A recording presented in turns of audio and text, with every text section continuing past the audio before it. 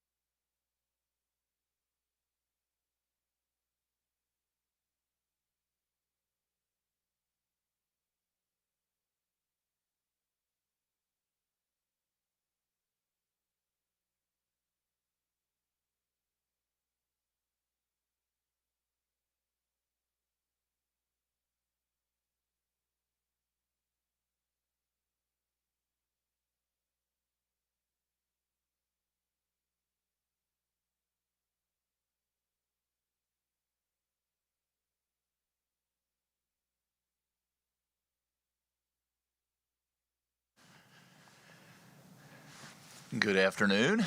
Thank you for joining us once again. We've got a lot of material to go over. I won't drone on and on, but I do, as we've gone on and over earlier today, I mean, a lot of our numbers are trending, continue to trend in the right direction. I'd like to think that it has something to do with how we're responding to the virus itself and the actions and precautions that we're taking.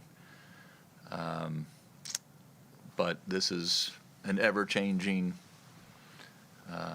time and environment and virus, and as we've talked about for months on end, it mutates, and we have to be prepared for that too, which many project to be more in the March timeframe when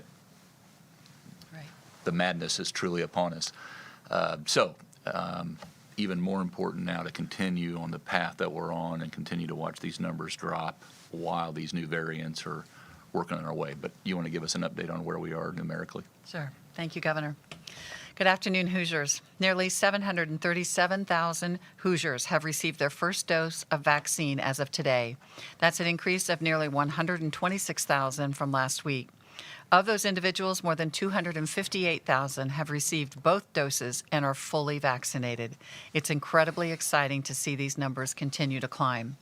Between mid-December, when we first began offering vaccines, and the end of February, nearly 1.4 million appointments have been scheduled. That total includes 57% of Hoosiers age 80 and older, 64% of Hoosiers age 70 and older, and 55% of Hoosiers age 65 to 69. The number also includes about 68% of eligible healthcare workers and first responders. In addition, nearly 81,000 doses have been administered to residents and staff in long-term care facilities. That includes both first and second doses. We are currently receiving about 100,000 doses of vaccine each week. Because supplies remain limited, we will keep our current eligibility at 65 and older this week so that we can fully analyze the number of second dose appointments against our existing and our projected inventory. Our goal is to ensure that we have all of these second doses covered before expanding further. Dr. Weaver will talk more about the next steps in our eligibility shortly. We continue to see improvement in our positivity rate, as the governor was saying. Today, it stands at 6.2%, which is a significant drop from last week's rate of 7.7%. We have also seen a decline in the number of Hoosiers hospitalized with COVID symptoms. About 1,300 Hoosiers were hospitalized with symptoms of COVID as of yesterday, down from 1,600 last week. Our daily hospital admissions continue to remain below 200, which is welcome news to our hospitals as they were seeing more than 500 new COVID admissions a day in early December. Our color-coded county maps continue to improve. This week, just one of our 92 counties is in red on the 2-score map, down from 4 last week. A month ago, 73 were in red. And finally, we have a county again in blue for the first time in months. We also have 50 counties in yellow this week, a significant improvement from the 29 that were in yellow last week. Our advisory map, which indicates the level of restrictions that counties must follow, shows 64 counties in orange, down from 78 last week. Only 4 counties are in a red advisory level, while the other 24 have moved to yellow. Although we are encouraged by these positive trends, we are heartbroken that Hoosiers continue to lose their lives to this disease. Today, we reported another 52 deaths, which brings our total lives lost to more than 12,000 when you include both confirmed and clinically diagnosed deaths. Finally, I would like to update you on the distribution of masks and BioNX Now cards that I mentioned last week. This week, we also began our distributions of KN95 masks to critical infrastructure and schools. Our schools are also receiving the BioNX Now cards, which are rapid tests. All of these supplies are being provided at no cost to schools and businesses. So far, more than 280 critical infrastructure requests have been received for masks, and we've begun shipping to more than 80 locations. More than 250 school districts have also responded to our survey about the masks and now BioNX Now cards. 11 of those districts should be receiving shipments by tomorrow, and more than 330,000 pieces of PPE and BioNX Now tests will be shipped by Friday. We will continue shipping supplies to schools over the next few weeks. We also will be sending a survey to all non-public schools this Friday to gauge their interest and needs. And we're working to include early childhood centers in future phases. We have spent a significant time over this past week talking with schools about the new options for quarantine if a student, teacher, or staff member is symptomatic. As a reminder, quarantine and contact tracing is not required for an exposure in a classroom setting if everyone in the classroom remains at least 3 feet apart and wears a mask at all times. In addition, we have explained the CDC's new options returning after 10 days or 7 days under certain conditions. These have generated many questions, and our goal is to answer them as thoroughly as we can so that school districts can make the choice that is best for them. I want to emphasize again that the Indiana Department of Health and the CDC still believe that 14 days is the safest quarantine option because the risk of spreading disease is very small when you return beyond that point. However, we want to make it possible for an asymptomatic individual to return after day 10 or on day 8 if certain conditions are met. The primary condition is that the individual has not developed symptoms and that everyone remains masked in a classroom for the entire time. None of these changes are mandatory, and the policy decision is ultimately up to the school district. No matter what option you choose, please remember that COVID-19 is still out there and we need to stay alert. We have now seen more than 930 cases of the UK variant nationally across 34 states, including 12 now here in the state of Indiana. Several states are also reporting cases of South African and the Brazil variants. All of these variants are more infectious.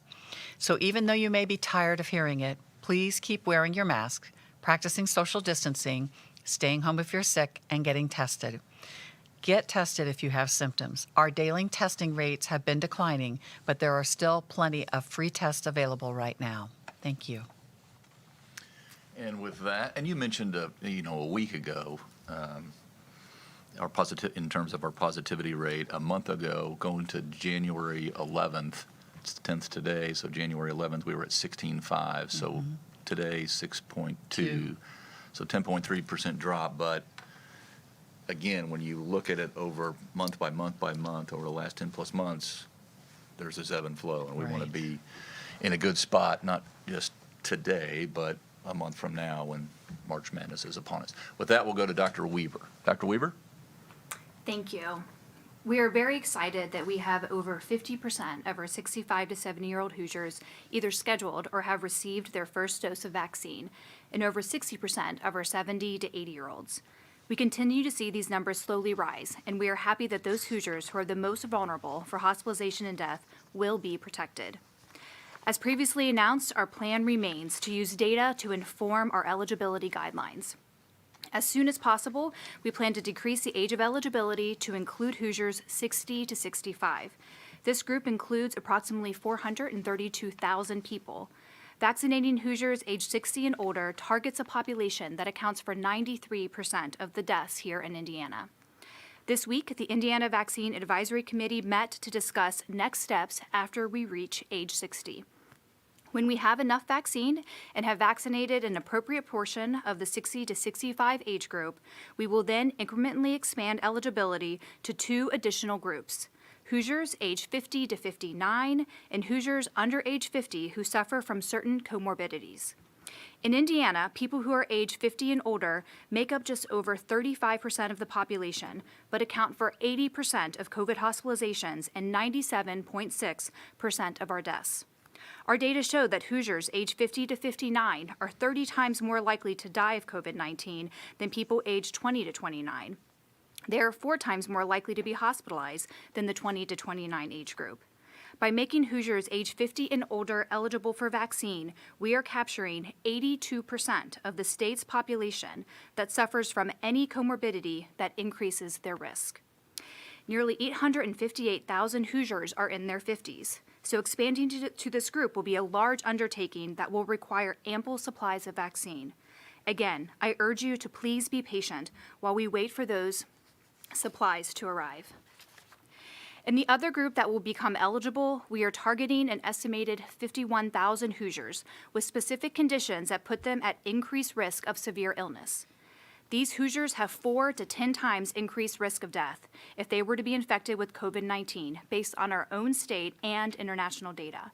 Our group will include people receiving dialysis, people with sickle cell disease, people who have received a solid organ transplant, individuals with Down syndrome, people who are actively receiving cancer treatment now or within the last 3 months, and people with active primary lung cancer or an active hematologic cancer, such as lymphoma, leukemia, and multiple myeloma.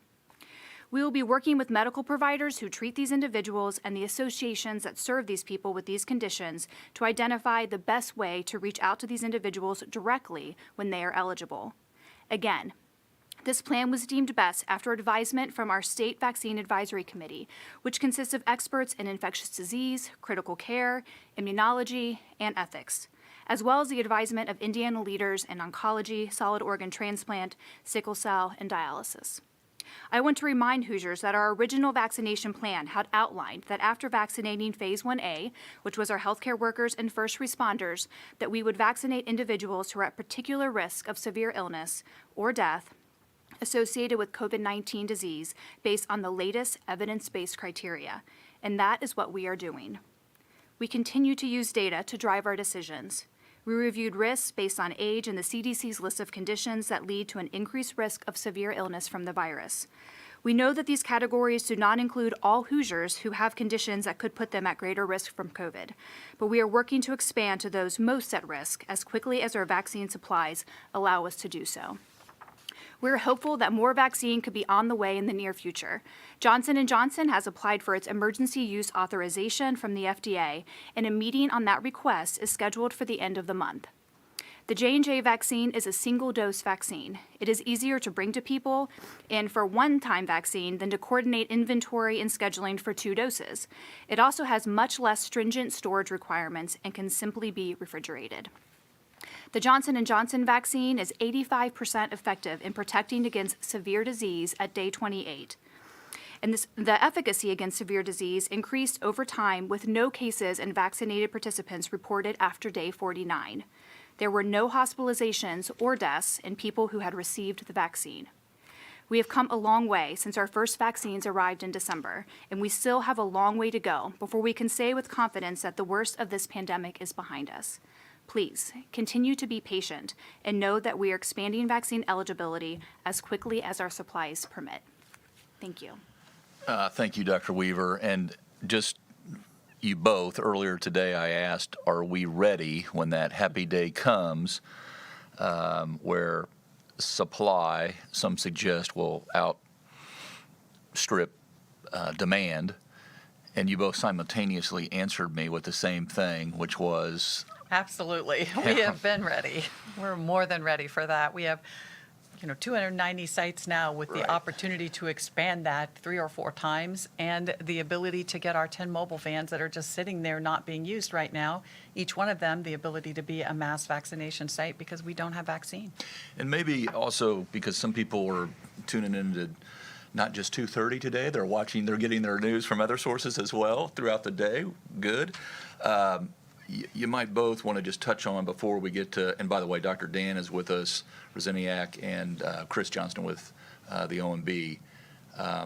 But talk about the other federal sites that may come online at some point, how it doesn't take away that 105,000 doses we're getting every week. But to your point about we were just seemed like a couple days ago at 259 sites. Now we're in 290 plus with the ability to go to ultimately Right. 1,000 if we 1,000. needed to be, but with these mobile sites. But how will those pieces all snap together as we see it right now? So those are federal programs that we haven't had a lot of insight into or input, but Lindsay, do you want to share what we do know about those sites? Yes, so the federal program is a partnership with pharmacies in all of the states. They will be receiving vaccine and starting, from what we hear, on Friday, and that will add an additional about 160 sites across the state, pharmacies that will be receiving vaccine, and will be giving vaccine along with the state's eligibility criteria. Yeah, important, and you alluded to this, but in these sites where they may go, we're there now and have the ability to be Right. there. Well, Yep. another federal program is the, AFQ.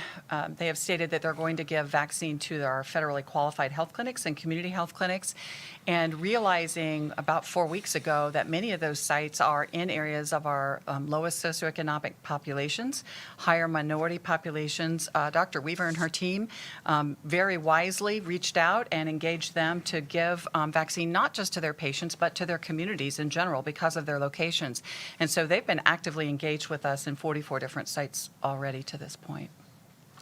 Yeah, when we did the task force, I mean, you were looking at this from the very outset, which I literally got the question from Jeff Zients, who oversees the COVID task force, our federal partners in the administration, and he said, what do you attribute your success to? And so they recognize what we're doing here is working in our approach. And of course, we want more. Yeah. We want more, we want more, we want more. And I've pledged that we're going to work with them to do just that. Dan Klein, Wish TV. Dan, good afternoon. Good afternoon, Governor. Thanks. Good afternoon. Can you hear me? Yes, sir. I Good could. afternoon, Governor. Can you hear me? Yes, sir. I'm sorry, I pulled out my earphone. Can you hear me now? I can hear you loud and clear. Third Oh, time's sorry. the charm. All right, perfect. Thank you so much. Two questions. One, first is just about the other strains. If we go back, 10 or 11 months, it almost feels like, does it feel like deja vu to have just a few cases? And are you seeing a large spike coming, and what your thoughts are about the risk of other strains? And then two, my other question is, what type of data are you able to use to determine that higher risk? Are you just using Indiana cases? Are you using federal numbers from around the country? How are you able to figure out just those higher risk factors and comorbidity factors? Okay, so I'll answer the first one and then we'll go to Lindsay for the second. But the variants, when we say that we have 12 cases here of the UK variant or the B117 variant, we know that there are many, many more cases than that, right? And we do know that it is a much more transmissible virus because we have other countries that we can look at and see what the increased transmissibility was with and is with those variants. To date, in Indiana, we have not identified the South African variant or the Brazil variant, but we are investigating that and screening on a regular basis individuals that we believe could have, by travel history, been reflective of having these different strains, or by the fact that we have a cluster of individuals. So we are in the process of doing genomic testing here in the state and also sending some of that to the CDC. So we're always looking closely. I think the important thing about the variants is that it's kind of a race. We're trying to get as much vaccine as we possibly can into the arms of those individuals that we know are going to have the most adverse reaction to getting sick with COVID-19. And it's very important that we do that. But we do know that our mitigation measures, that masking, socially distancing, washing your hands, staying home if you're sick, and getting tested work with this strain just like the wild type, the main strain that we have been seeing all along. Lindsay, do you want to answer the other questions about the different risk factors? Yeah, so throughout the entire time as we've been deciding who are the most vulnerable populations, we were reviewing the CDC's list of high-risk conditions that could lead to severe illness. And they have a list that is being updated on a regular basis on their website. And then comparing that, of course, to what we know as well to be risk just based on age. So up until this point, really age has been much more so the driving risk factor. When you look, though, at that list of the CDC comorbidities, that's 2.14 million Hoosiers that could potentially be on that list. So it's way too big of a group to just, open it up to all of them. So we really needed to break it down, knowing that we're still getting just a little over 100,000 doses here in Indiana, first doses in Indiana every week. How do we break that down into groups to make sure that we really are going after those who are the most at risk? So in reviewing the age breakdown again, we still found that the 50 to 6-year-olds still had an increased risk just based on their age alone. And then, of course, notice too that 82% of the people who meet the criteria of that CDC risk group, 82% of them are in that 50 and plus group. So we know that we're going to get the vast majority of those people with, coronary artery disease, heart failure, COPD, just by doing the age increment that we are. And then we identified those other high-risk groups and spoke to their providers across the state and really found that several of these groups have to have specific timing for when they get the vaccine based on when they receive medication or when they've received their transplant. So know that we need to coordinate those groups very carefully. And so that's how those decisions were made. Yeah, and Lindsay or Chris, just to put a fine point on that, once we get to the point to where we're doing 50 and older plus comorbidities, you will have addressed 98% of the death risk. Yeah. And then your task force you won't wait until then, but then you'll be making decisions about how to move forward when we get to that point. So we're hoping for more. And based on how much vaccine we have, right? If we do get a significant influx of vaccine because we get more vaccines in and we see increased production, say, of the Pfizer virus or vaccine, that'll be great. It's really important because of kind of how we've stress test our system here to make appointments along the way, very methodically, through 211 or going online, scheduling, and that is held. And so as we add hundreds of thousands more in their respective buckets, that's why we can continuously adjust to adding however many doses we have, not what we want. And we may get to the point with mass vaccination sites where we Right. continue to register them as they walk up. If we have tons of vaccine and there's sites all over the state being able to do that. Keeping my fingers crossed for that scenario. Go ahead. Rob Burgess of the Wabash Plain Dealer. Good afternoon, Rob. Good afternoon, Governor. Good to be with you again. Good to be with you. Yeah, so last week, 2 tigers at the Fort Wayne Children's Zoo contracted the virus. What do we know about the transmissibility between humans and animals? And how does that relate to the potential for new mutations as it goes back and forth between the two? So we do know that animals can get the virus from us. Early on, there was some data that showed that we could infect our dogs or our cats.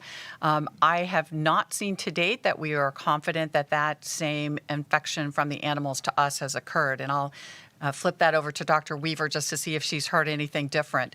But it, I know that, for instance, my niece's dog got very sick when she had COVID, and that dog was kissing her and licking on her in bed with her. And I said, that dog's going to get sick. And sure enough, it did, just about a week or two after she was through. So I do warn people that if you're sick with COVID, potentially you could make your animals sick with that. But it's highly unlikely anybody's getting that close to the tigers, I hope. Lindsay looks like she's brushing that pitch off. Yeah, okay, moving on.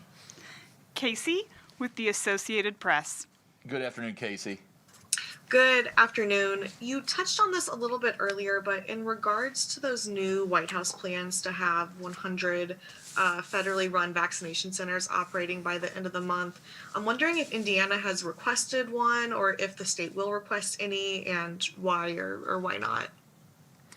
Yeah, this is their initiative, and we've been on multiple calls with them, and we're pledging to work with them. It starts out as kind of a pilot. We're doing a lot of what they intend on doing already.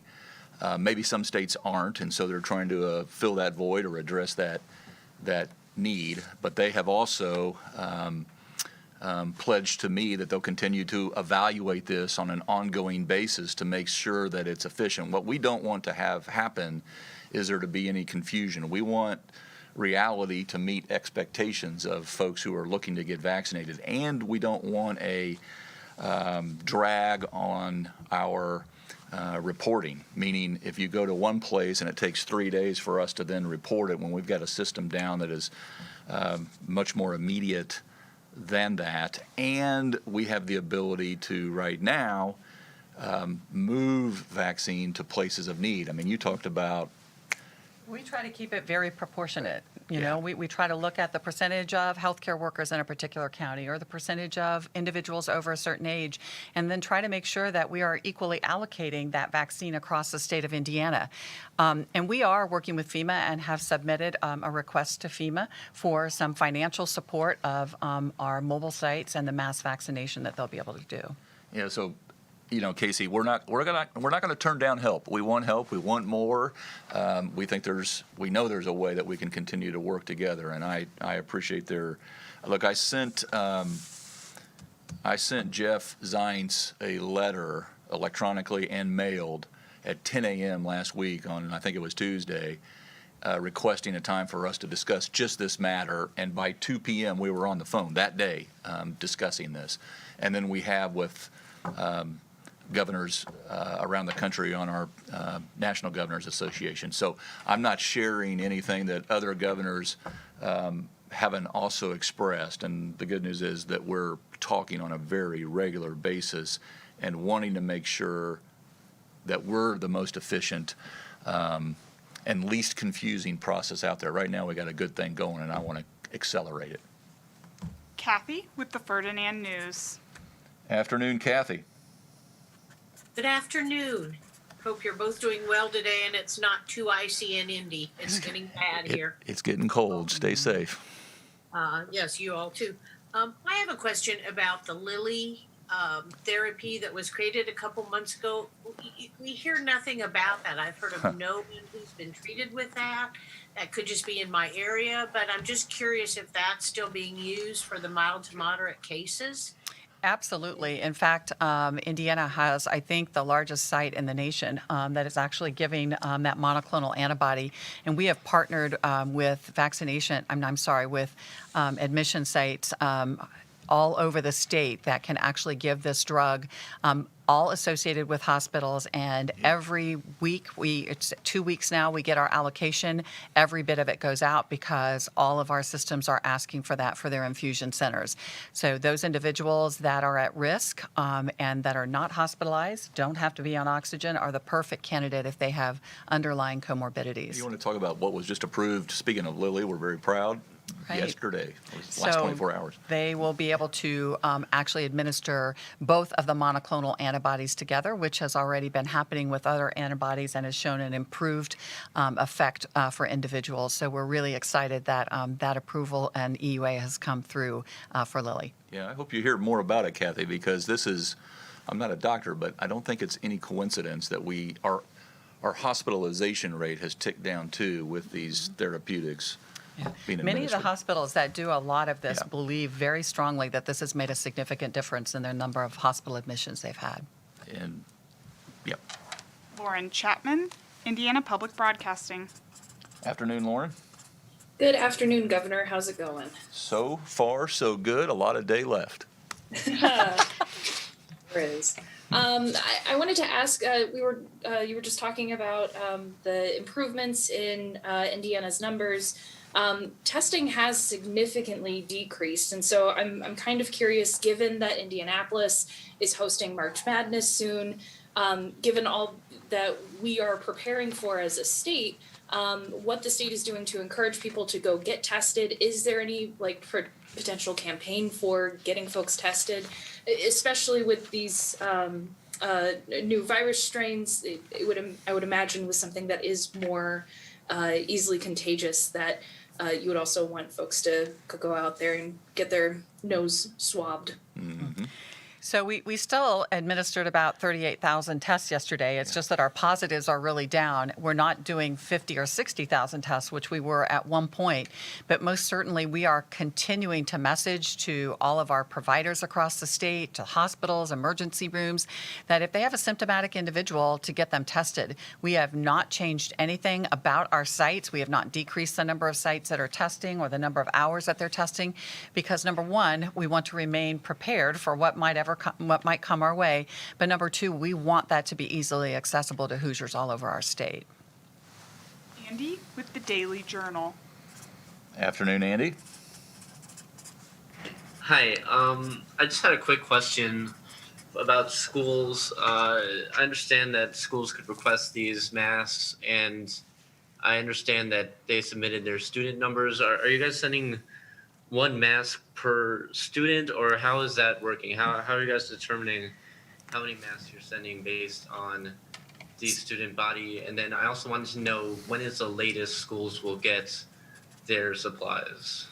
Great questions. I think those are great questions. It will depend on when they request them, right? So we are committed to sending these out as we get in information about what schools want these. We're reaching out to them. If we get to the point where we haven't heard from certain schools, we may just go ahead and send the masks along to them and the hand sanitizer. But with regards to the children's masks, we had about 600,000 of those, so those will be divided up proportionally. With regards to the KN95s, we're hoping to give about 10 masks per teachers and administration and staff. Whitney with CNHI. Hello, Whitney. Thanks for joining. Hello, good afternoon. My first question is about how are we going to be able to, quote unquote, screen people for comorbidities at testing sites? I know that they can't technically get the appointment until their provider helps arrange it, but how are we making sure that people at sites now are the ones who qualify for eligibility? You know, it's not, you can't check this on a driver's license. Lindsay, do you want to address that? Yeah, so we, like I said, are working directly with the providers who know these patients very well and communicate with them on a regular basis. So those lists of comorbidities, by the nature of their disease, have to be pretty plugged in with providers. And like I said, we're also working with the association. So they're going to receive direct outreach. So they will have communication and will be able to sign up with a unique code or a unique way to sign up per those individuals. So the sites who are doing the vaccinating can be assured that those people meet the criteria. And Lindsay, I think, Whitney, you have a second question, but Lindsay, you said in your remarks that those 6 groups of comorbidities equates to about 51,000. Correct. Now that of course is an estimate, but we Right. do believe to Yep. be about 51,000. Yep. Whitney, did you have a follow-up? Of course I do. And then my other question is, does that federal pharmacy plan count against our vaccine allotment like the nursing home plan did? No, it does not. We have been told that will be coming externally from the federal government. So we're happy to have whatever additional doses they'd like to give the state of Indiana. Steve with KPC Media. Afternoon, Steve. Good afternoon. How are you two doing today? Doing good. I'll let Two Dr. Bach questions speak and- for herself. I'm doing well also. Two questions and a data request, if I could squeeze that in. Starting with the data request, I don't know if you have or could get for next week the number of teacher, staff, and student deaths in the state, especially as we've mentioned that teachers won't be a priority necessarily in the next round of vaccines. And then my two questions are school related. Regarding the quarantine rules or guidelines put out last week, a lot of our schools allow students to demask when they're at their desk. And it sounds like to me that would invalidate the quarantine rules. So I just wanted to check that. And then my other test is about the rapid tests going out. From past reporting, we know that rapid tests necessarily aren't the most accurate unless a person is actively symptomatic. So are there concerns about having schools use these type of tests to potentially screen students for illness when we know that they are generally less accurate than a PCR test? So I'll start with that one first. A PCR test, if that is negative on day 5, 6, or 7, and that's the only, going back on day 8 is the only time where you use a test to help an individual go back. That PCR will 5% of the time miss a person that could potentially become symptomatic in those next 7 days.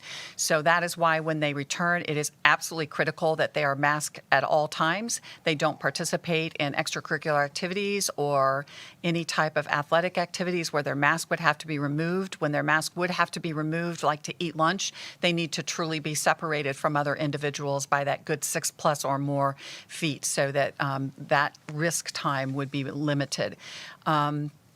When we look at the rapid test, yes, they are definitely more sensitive to pick up a positive test if that person's truly positive, like 64% of the time or so, if the individual is symptomatic. If the individual is asymptomatic, may only pick it up about 36 or 37% of the time. And that is why it's critical that only people that have been totally asymptomatic do this route and that the mask is worn. Because again, if that person is so minimally symptomatic when they go back to school or has no symptoms but could be positive, we 100% believe that that mask will prevent the spread as long as they're fastidious about wearing that. The data request, I'd have to ask my team. We have not looked at any particular group and said what percentage of this group of, people who work in our electrical grid or people who are bus drivers have passed away from this, nor have we looked. We have had, fortunately, thankfully, very limited, minimal deaths in our children, period. So that would be, highly unlikely. So I'm not sure if that's a data request that we can do for you, but I'm happy to look further into that. And was there a third, or did I cover them all? Did I miss one? If students demask when they're at their desks, does Oh. that invalidate the quarantine rules? It really does. It really does. That safety of wearing your mask. And again, this is specifically in the classroom, right? In the classroom, doing your very best to socially distance at least beyond 3 feet, wearing your mask at all times. Our data from other states surrounding us and the CDC data shows that it is incredibly rare for individuals to get infected. So that's why it's important. Eric with WIBC. Good afternoon, Eric. Good afternoon, Governor. I also have 2 questions. My first, I think, is probably for Dr. Weaver. And this is something I had asked about a few weeks back, but instead of being hypothetical, this is now real. And that's the Johnson & Johnson vaccine. You said 85%. That's still well below the 95% for Pfizer and Moderna. So my question is, do patients get any agency in which vaccine they receive? Is there a way to sign up for one or the other, or do you just get what you get? I think an important thing, it's a great question. I think an important thing to keep in mind is that 85% is excellent for a vaccine, right? So we're excited when the flu vaccine is 60% effective. And the other really important thing to keep in mind there is that there were no hospitalizations and deaths. And that has been our primary goal with our vaccine plan from the beginning. So at this point, no, people still cannot, decide which vaccine they're going to get. The great, again, benefit of the Johnson & Johnson is it is that one-time dose. So you get it, and then 28 days later, and then reports that we know so far that efficacy continues to build over time. But just at 28 days, you get to that 85% effectiveness and no hospitalizations and no deaths. We'll have to see if the CDC makes any other further comments once we're able to really dig into the data from Johnson & Johnson, if there are any other recommendations around particular groups getting that vaccine.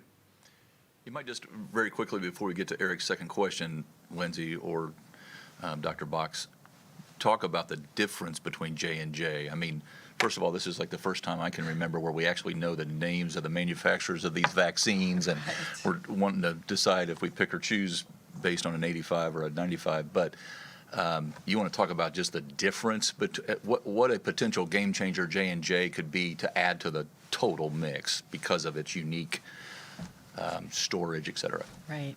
So J&J, as Dr. Weaver mentioned, is a single-shot vaccine, and they are doing some studies about an additional booster shot. But one thing I wanted to point out about efficacy is that J&J was around testing when many of these covariants, these variants that are more transmissible, came out, versus Pfizer and Moderna had really completed their trials. So in the face of these other variants, we believe that the Pfizer and the Moderna and the Novavax and Johnson & Johnson all will have some decreased efficacy with these variants. But the important thing is, Dr. Weaver keeps pointing out, is it prevents hospitalizations and prevents deaths. And we need to think about the fact that on a good year, about 40 to 60% of the time with the influenza vaccine, we get protection from moderate to severe disease. As we were talking about the J&J vaccine, I think it's not only a one-shot dose, but it can be refrigerated. It doesn't have to be frozen, and it doesn't have to be in an ultra-low freezer, which is really important. It doesn't have to be reconstituted at the site, which is incredibly important because that makes it even more difficult. So all in all, we kind of thought all along this might be the workhorse vaccine and really good to use for those populations that we know are going to be hard to get back sometimes for the second dose. Love it. Eric, you had a second or a follow-up? I did, and this one is for you. The House this week passed the bill modifying the Emergency Powers Law. We've talked about that before, but they added a couple of things that we haven't, which would be the ban on restricting churches in any way, and the requirement to go to the county commissioners for local restrictions rather that are stricter. Are those provisions that you're okay with, or are you going to be talking to the Senate about getting those stripped out? Well, I'll continue to talk to both the House and the Senate, and again, they have accomplished a lot this session. I don't want that lost on anyone. Many of them are working around the clock, doing a lot of good work on all of our behalves. I continue to express my. I went to Pike High School. I went to Hanover College. I didn't get a law degree at either of them.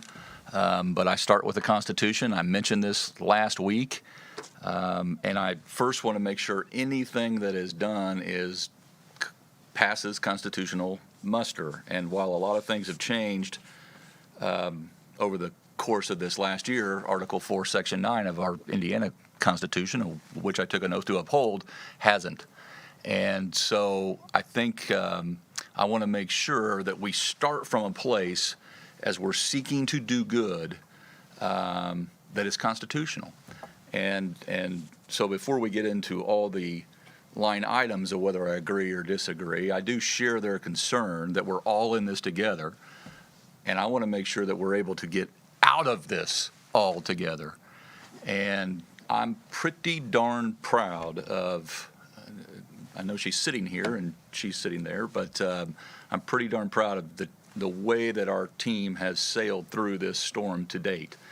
And you can take a lot of different measurements in that evaluation, and it's of course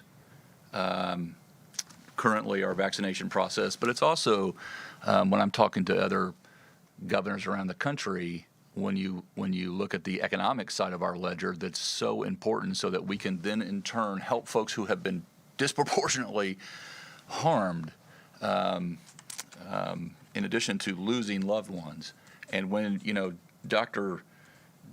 Box mentioned we're north of 12,000 people, this is a number that just sticks in my craw. I mean, it is hard to shake a city the size of Martinsville or Madison or Lake Station gone. That's about 12,000 people, if my memory serves me correct. So I want to make sure that whatever changes that we make, first and foremost, are constitutional. And I think we all share that, but we're coming from it from a lot of different angles. And then we can get to the line items, but again, I'll end where I started. We got a lot of, we're in the second quarter of this session, and we're going to do a lot of good this session during a very difficult time for our country. And Indiana will stand out, and I think we will arrive at a place that we prove that we can accelerate away from this pandemic. Meredith with WLFI. Good afternoon, Meredith. Good afternoon, Governor. Can you hear me? Yes, ma'am. Perfect. Okay, so my question is in regards to when you guys open the vaccine up. So who will be chosen first? Will it be people who are 50 and over, or will it be people with comorbidities, or is it just going to be kind of a first come, first served basis? And then on top of that, Dr. Box, last week you had mentioned that women are getting vaccinated at a higher rate than men are. I was just wondering if you have any data that you could share about that. Ooh, yeah, it's brutal if you're me. Yeah. I am sorry. I think it's 62% female and 38% male. 60-40 almost, Oh, yeah.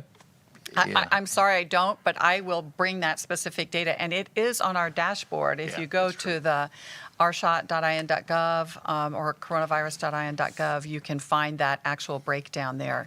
But I just don't, off the top of my head, remember the exact numbers. The other question was more... Lindsay? Yeah. Yeah, so first we're going to go to the 60 to 65 would be our next step. And then we'll probably still break down into 5-year increments, again, based on how much vaccine we get. Those comorbidities will be a rolling process. Like I said, many of them have to have specific timing around when they can get the vaccine. So we've already been in communications with their providers and leaders across the state on starting to make sure that we're setting up the best process where they become aware that they are eligible and then they can get connected. So being about 50,000, they're going to be able to, kind of just roll through as we're continuing to expand by age. Yeah, not to belabor the point, but just to put it in perspective, 60 to 64, there are 431,000 Hoosiers, 60 to 64.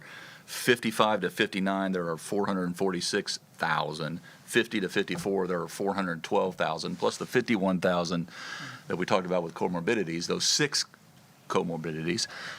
So we're being very methodical about this.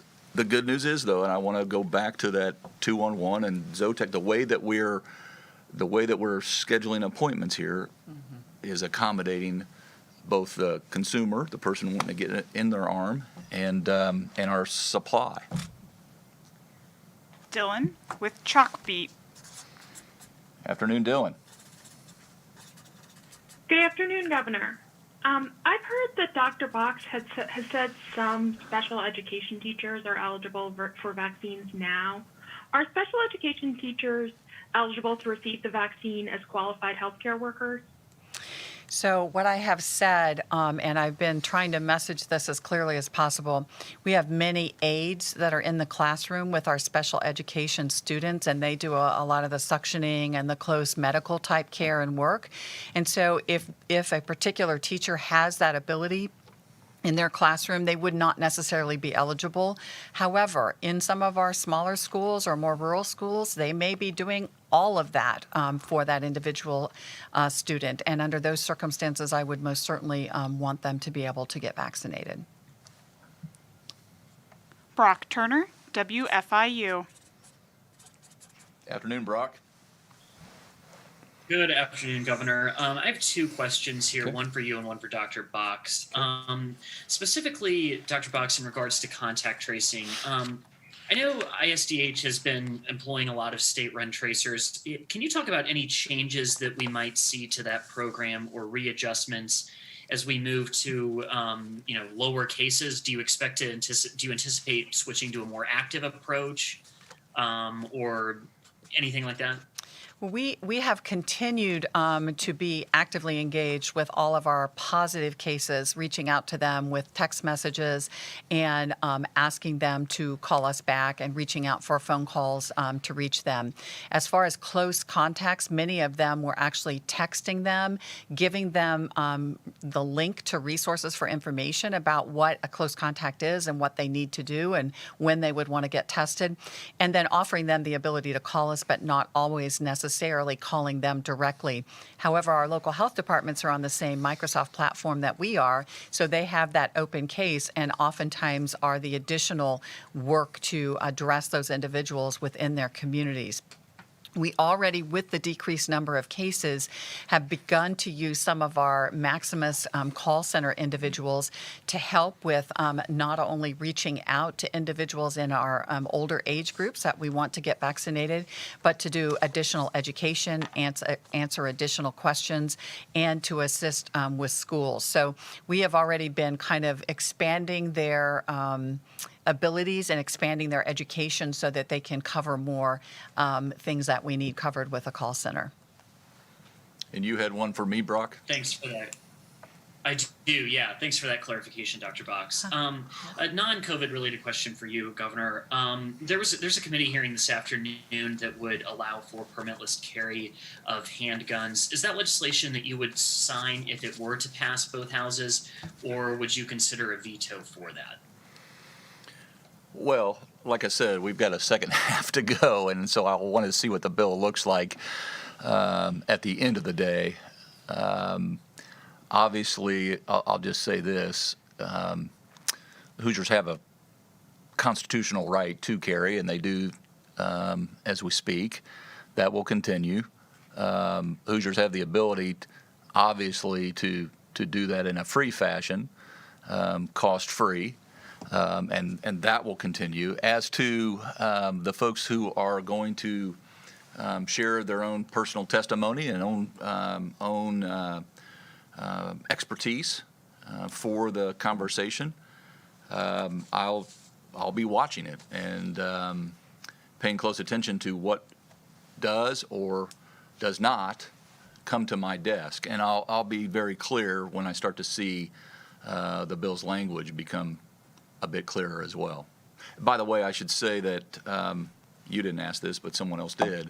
I was just handed the exact percentages of female-male. Thank you. Thank you, Rachel. 61.1% female, 38.6%. So if you round up and down, it's 61-39. John with WFPL. Good afternoon, John. Hi, Governor. I've been able to tune in the past couple weeks, so I'm sorry if you've touched on this a few times, but I wanted to jump back a couple questions and take a broader look at these legislative attempts to restrict some of the emergency powers. Obviously, you're not the only governor in the region that has been dealing with this, so I wanted to get your kind of a broader look at just your overall thoughts on these efforts and how it could affect the state's ability to respond to the pandemic. Well, it depends. I mean, it depends on what the process is, and obviously, I have always and always will keep an open door and open lines of communication. And as I've mentioned, and the leaders have acknowledged throughout this process, prior to January, when we came back into session, when the Constitution requires and states when. I asked, was it time? And if we, for a special session, there was not an interest in that. And I can understand why, because you don't know what would come from it, unless you come for a very specific purpose. And so I'll continue to keep an open mind and keep folks abreast of where we are. And we do that through various different avenues, whether it be the budget committee, whether it be conversations that I have, whether it be meetings that are requested to keep folks and associations around the state abreast of what we are doing and why we are doing it. We have I would say almost a unlimited amount of opinions on what we should and should not do. And I don't for one second think that any of the 150 members or the mayors or county commissioners or local health departments would have made the exact same decisions that we make on a day in, day out basis. And it's just, factoring in the local and the federal input and digest it and then make decisions on literally a daily basis. I'm more than willing and wanting to share that info and express just why we make the decisions. That's why we remain accessible and very transparent, and not just on a website, but on a daily basis. And so I have appreciated members who have expressed their wanting and willingness to be more of a part. I want to know exactly what that means and to what end and how it would affect me. And obviously, when you look at some of the ideas in the beginning and some of the ideas now and some of the ideas that may be around, a month from now, they change. And so we'll remain engaged. But what I don't want to have happen is, and you mentioned I'm not alone. You're right. And I remain in contact with 49 other governors, plus the territories for that matter. We're in a unique position, and I express this to the congressional delegation because they've got some important votes before them as well that have an impact on us. My plea was to make sure that we're targeting this assistance and help that's coming, appreciate it, that's coming to the folks that need it. Because when you think about a positivity rate, not just a positivity rate of 16.5 a month ago and a 6.2 today, or you think about an unemployment rate of 17.5 and 4.3 today, or you think about a January revenue reported $245 million north of what was projected in December of 2020 of where we are today. A lot's changed for the better in the state of Indiana. And I want to make sure that we continue that momentum, and I don't want anything to get in the way of that momentum or slow it or stall it. And fortunately, my conversations with leaders in the General Assembly not only recognize that, they're doing a lot of work up there right now that are going to help us pull away from the pack. And I appreciate that. So we'll have these conversations about where we agree and disagree in specific pieces of legislation. Am I going to get my way 100% of the time? Call my wife. She can give you the real answer. While I'm ranting here, I don't have the idea. Was pushing a bill for pregnancy accommodations in the General Assembly. And it's not going to come to fruition. That's been message received from upstairs. I'm going to support a step in the right direction, but I'm also looking at ways to make sure I can be persuasive in the future. And so to that end, we're working on right now an executive order for state employees, all 30,000 of them, to practice what I preach and prove and then take out to small, medium, and large businesses and say, here's what we're doing. Would you sign up for this now? Because a lot of them are small, medium, and large, including members in the General Assembly with their small businesses. And I've spoken to Sharon Nagel and Cindy Zimke, who own their own businesses and do this already. And so hopefully we'll be able to prove through various means issues where we are not 100% in line with one another. But that's true every single year of going back to 1816. So I don't consider myself fortunate or unfortunate in that regard. It just means we got more work to do. I'll quit filibustering.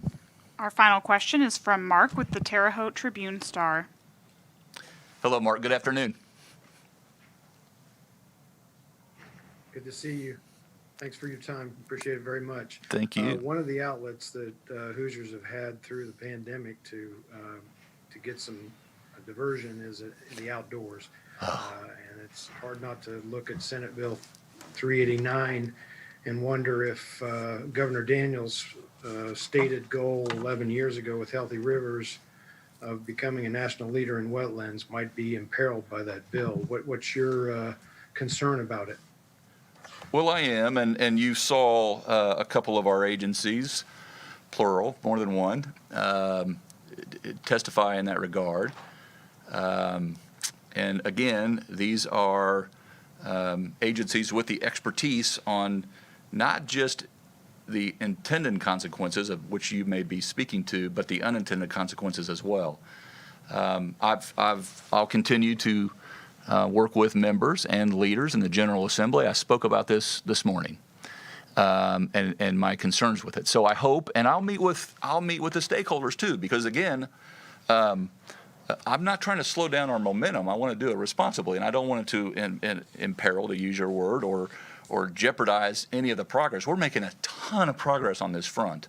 And one thing that we do know is, and you state, folks are taking part in outdoor activity more so than ever, and it's also helping our economy. When you look at marine production, when you look at RV production, when you look at patio furniture, when you look at try to buy a bicycle, some of these brands of bicycles people are telling me, these are all great things. When you look at the state park attendance and the visits I mentioned at the State of the State, 2+ million more visits year over year. So we want to encourage that. We want to accent that. We want to plant those million new trees, those natural scrubbers. And we're doing that. Did about 220,000 new plantings last year. So we'll continue to make investments. The General Assembly is making these investments in our state parks, second to none in the country, I might add. And so again, we're at this moment of time. Here we are. We're not even to halftime yet, but we all have to balance all of our concerns, and that's what the legislative session's all about. And I look forward to finishing strong in the fourth quarter.